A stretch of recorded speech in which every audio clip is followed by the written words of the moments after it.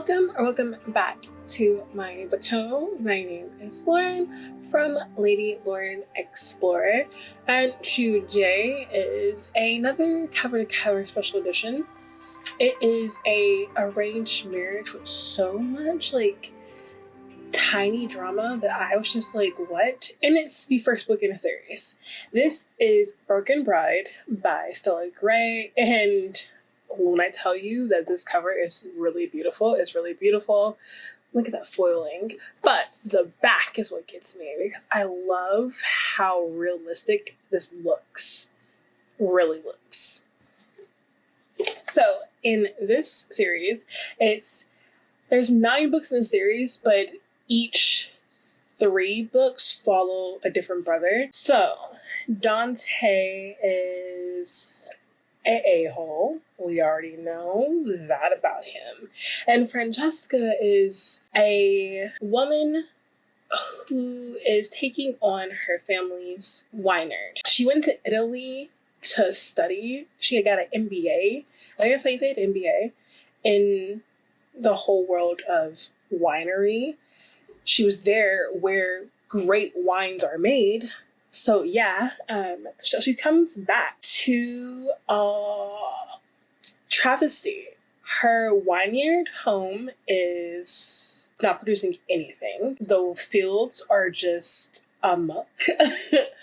The house seems like it's been through a lot. A lot of the furniture is missing. She walks into her father on this couch with a TV in a sports going on, and she's just like, what's going on? Where's the furniture? Why is the vineyard being empty? What happened? And he's just jovially saying, hey, everything's okay. I sold the vineyard. And she's like, what?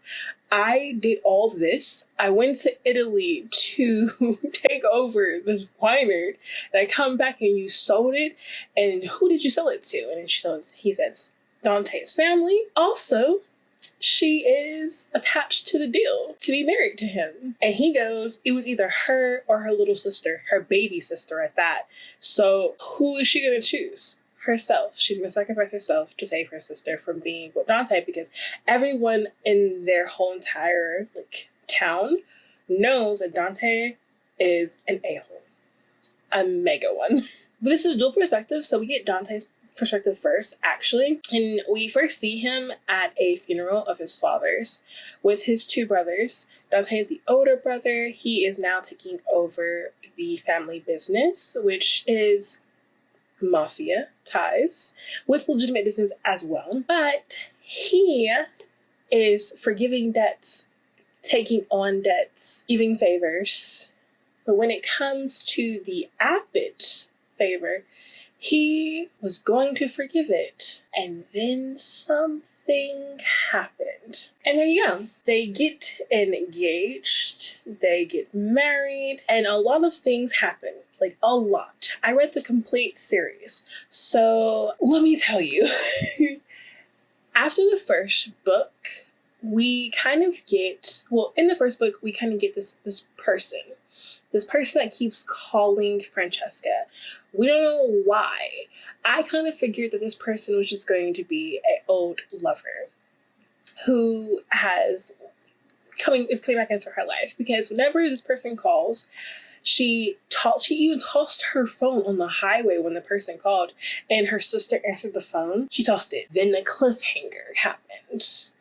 And that was wild, because Dante and Francesca have finally kind of settled into their relationship, and it's okay. They're slowly getting to know each other, as in being lovers and actually caring for each other, and this thing happens. Then we get into Broken Vow. Broken Vow. If you don't want to be spoiled, then I think this is just the end for you and me in this book review. I'm letting you know that the other 2 books in the series are just as messy and leave you on a cliffhanger that you're just like, what? Why? Why? Huh? Yeah. So I'm just letting you know, if you like an enemies to lovers romance that has mini twist and lots of pettiness going on, then you should read this. But let's get on to Broken Trust. So I'll give you the cliffhanger. The cliffhanger is the person that has been calling her nonstop since she arrived in the US is her ex-lover. He shows up at an event and Dante's like, "Who is this?" And the person goes, "I'm her husband." And we're like, "What? Huh? What's going on?" Then we start in the second book. From that scene, and Dante is not having it. He thinks he's been played, which he kind of has. So he is just like, you know what? You need to move to the guest quarters outside the house. You can't set foot in this house. Everything that you have in this house will be delivered there. And she obviously is okay with it.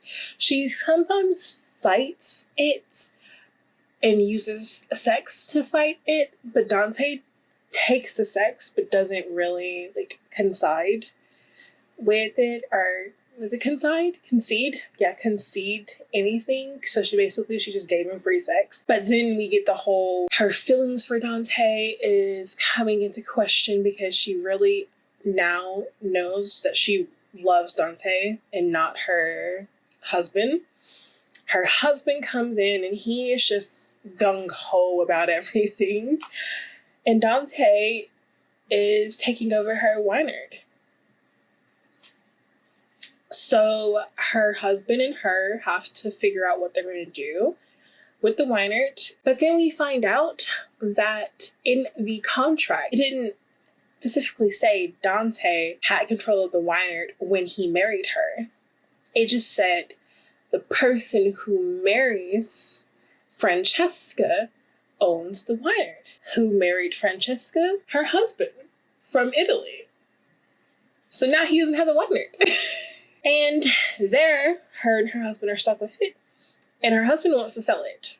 She does not want to sell it. And Dante is willing to negotiate with him. Some other things happen. We also get to the point where we find out a little bit more about her husband and how they came to be, what happened in Italy to make her leave her husband or be left by her husband. Also, there is a scene where he is in her old house because they're doing negotiations in her old house with Dante's house. Her husband then proceeds to try to get her to have intercourse in the house because he's just like high off them sticking it to Dante. And she keeps saying no. And like he is very aggressive with this. And he's just like, yes, I'm doing this. You're gonna like this. I'm doing this. And there's a point when she just like gives up. She just goes limp as he proceeds to try to do this to her. Dante and his brothers come in, take him out, and we have the conversation that we need to have from the beginning, which is them being together. And that's what happens. They get together. They finally like have that conversation and understand each other and want each other. Through that, they decide to go on a vacay. That's another thing about this. Even though all three books is a complete relationship of them actually being together in the end, everything is super fast to a point where like I think we're supposed to forget plot holes or things that just get swept underneath the rug. Like when they get together, her husband gets pushed out the house and they go on vacation. Like she just forgets about her husband. Like it's just, I was like, wait, like how? Why did he, like, I don't understand. What? Then while they're on vacation, she then tells her husband, hey, we need to talk, because obviously she's going to break up with him, like get a divorce. Then we also have like her sister who's like in limbo because of things. Her father who is just like leaving breadcrumbs of just incriminating evidence of a lot of things. And I'm just like, Are we going to talk about this? We are probably going to talk about it like in the other books, but in the first 3 books, like there's these plot holes are like very evident, especially like, the husband one. The husband one I just never understood this one. So I digress. They come back. Her husband then tells her that he spoke with lawyers. He can get half of everything she wants if she gets a divorce because she committed infidelity. Because she was with him having all good times while her husband was not with her. And so we have that added messiness in there. Then come to find out, they're not actually husband and wife. He faked everything. So technically, her and Dante, who got married in the beginning, are actually married. Then he tries to flip it on them, talking about like, okay, well, since that didn't work, I got incriminating videos of Francesca. I don't think you want that. So I think you need to give me money. Ugh, I hated that. They get rid of him, which is also another like very fast, quick scene of just like, okay, well now that person's gone. It's just very fast. Then we get to the 3rd book, which is the final book for this couple. More things are happening because we finally, in the 2nd book, in the 1st book, we find out that their father was murdered. Not actually having a car accident, he was actually murdered. In the 1st book, Francesca tells him who her father had helped plan this murder by rigging his car. So in the 2nd book, the brothers go to the mechanic that rigged the car and ask who paid for this, who did this. And he tells them there's a blonde man with a tattoo on his neck that had antlers. That's all he could say. Like, he wired the money and that's all he could say. The person died, obviously, because yeah. Then in the 3rd book, things are happening. Like, so we kind of forget about the father aspect of it. We find out that Francesca's pregnant.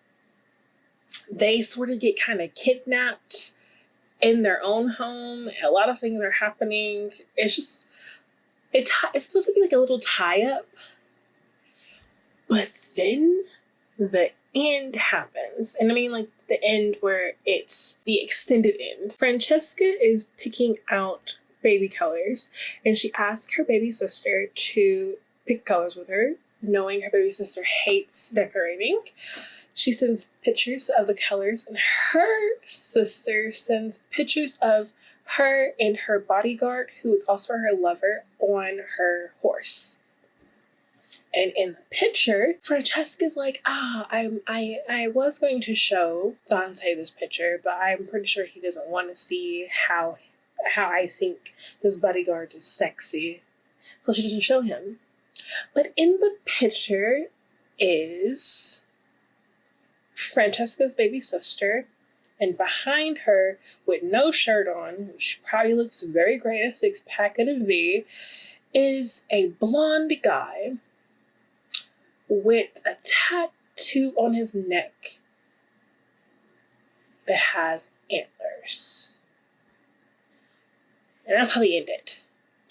And I was like, when is this going to get brung up again? Because who is this person?